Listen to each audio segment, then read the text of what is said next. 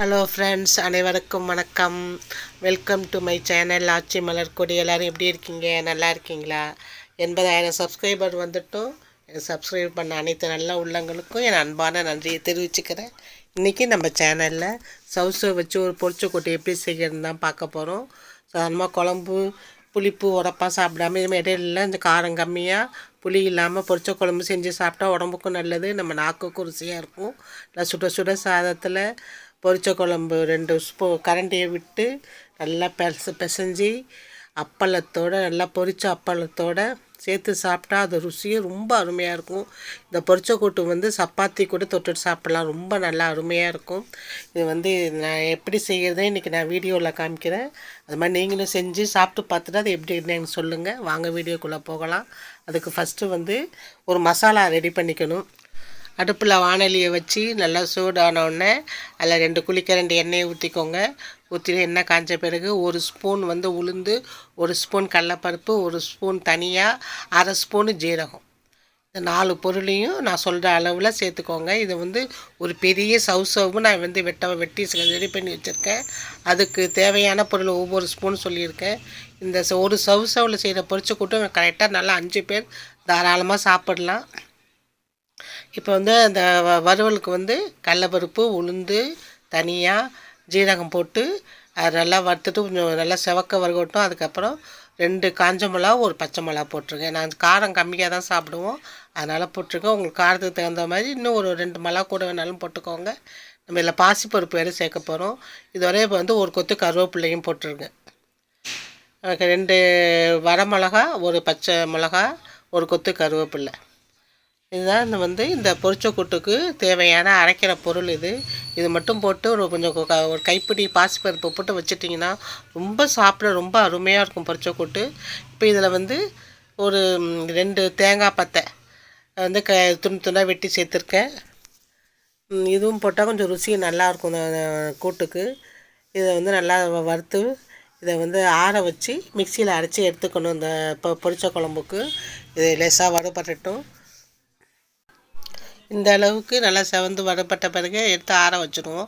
அதுக்குள்ளே நம்ம அடுத்த வேலையை பார்க்கலாம்.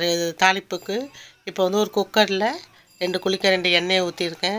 நல்லா எண்ணெய் காஞ்ச பிறகு அதில் சின்ன ஸ்பூனால் கடுகு, உளுந்து, கடலப்பருப்பு, ஜீரகம், கருவேப்பிலை, கடுகு, உளுந்து, கடலப்பருப்பு, ஜீரகம் எல்லாம் கொஞ்சம் கொஞ்சம் தாளிப்புக்காக கருவேப்பிலையோடு சேர்த்து போட்டு நல்லா கடுகு பொரிஞ்சு வரட்டும்.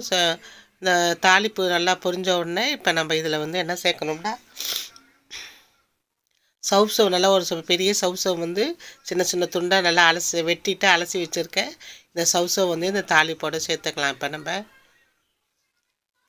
சவுசவ் நீர் காய்கறி நம்ம அடிக்கடி உடம்புல சேர்த்துக்கணும், ரொம்ப நல்லது சாப்பாட்டில் சேர்த்தோம்னா. இப்போ இந்த தாளிப்போட நம்ம கட் பண்ணி வச்சுருக்கிற சவுசவை சேர்த்துட்டேன்.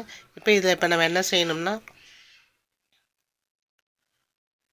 ஒரு 50 கிராம் பாசிப்பருப்பு, ஏன்னா நம்ம தேங்காயும் சேர்க்குறோம், அதனால் பாசிப்பருப்பு 50 கிராம் எடுத்துப்போம். பாசிப்பருப்பெல்லாம் தண்ணியில் 2 தடவை கழுவிட்டு எடுத்து வச்சுருக்கேன் அந்த பாசிப்பருப்பை. இப்போ அதில் சவுசவோடு சேர்த்துட்டு அந்த பருப்பும் சவுசவும் முழுகிற அளவுக்கு தண்ணி ஊற்றிக்கோங்க. அந்த அளவு தண்ணி போதும். இப்போ அந்த பொரிச்ச குழம்புக்கு தேவையான கல் உப்பு சேர்த்துக்கலாம். இப்போ நம்ம அதில் ஒரு சின்ன சிட்டிகை மஞ்சத்தூள், கலர் கொடுக்கும், நல்லா அழகாக இருக்கும். தாளிப்போட கடுகு, உளுந்து, கடலப்பருப்பு, கருவேப்பிலை போட்டு தாளிச்சிட்டு அதில் வெட்டி வச்சுருந்த சவுசவு, பாசிப்பருப்பு எல்லாம் போட்டு வச்சுருக்கோம், கல் உப்பு போட்டு. இப்போ நம்ம வறுத்து வச்ச சாமானை நான் அரைச்சிட்டு வரேன். அரைச்சிட்டு இப்போ அந்த சவுசவு பொரிச்ச குழம்பு குக்கரில் நான் அரைச்ச அந்த கலவையை சேர்த்துப்போம். தேங்காய் இதுதான் உங்களுக்கு அந்த பொரிச்ச கூட்டுக்கு டேஸ்ட்டு கொடுக்குறது. மிளகாத்தூள், புளி எதுவுமே நம்ம சேர்க்க மாட்டோம். அதில் போகிற 2 மிளகா தான், மற்றபடி இந்த அரவை சாமான் தான். அவ்வளோ ருசியாக இருக்கும் இந்த பொரிச்ச கூட்டு செஞ்சு சாப்பிட்டு பார்த்தீங்கன்னா. இப்போ அதை மூடி வச்சுருந்து 3 விசில் வைங்க போதும். ஏன்னா சவுசவ் சீக்கிரம் வெந்துடும், பாசிப்பருப்பும் சீக்கிரம் வந்துடும். 3 விசில் விட்டுட்டு இப்போ நான் இறக்கி வச்சு எடுத்து காமிக்கிறேன் பாருங்கள். நல்லா வந்திருக்கு கூட்டு, திக்காக தான் இருக்கும்.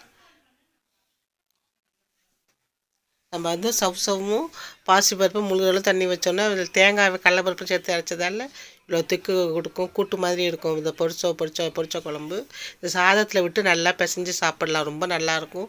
இது தொட்டுக்க வறுத்த உருளைக்கிழங்கு, அப்பளம், வத்தை இதெல்லாம் போட்டு வச்சு சாப்பிட்டிங்கன்னா ரொம்ப அற்புதமாக இருக்கும். சாப்பிட்டு பார்த்துட்டு இது எப்படி இருக்குன்னு சொல்லுங்கள். நம்ம இதுக்குமே லஞ்சு பாக்ஸுக்குமே கொடுத்து அனுப்பலாம், நல்லாயிருக்கும். சாதத்தில் பிழைஞ்சி பொரிச்ச கூட்டு சாதம் சாப்பிட அவ்வளோ நல்லாயிருக்கும். இல்லை ஊறுகாய் வச்சுன்னு தொட்டுட்டு சாப்பிடலாம், நல்லாயிருக்கும் சாப்பிட.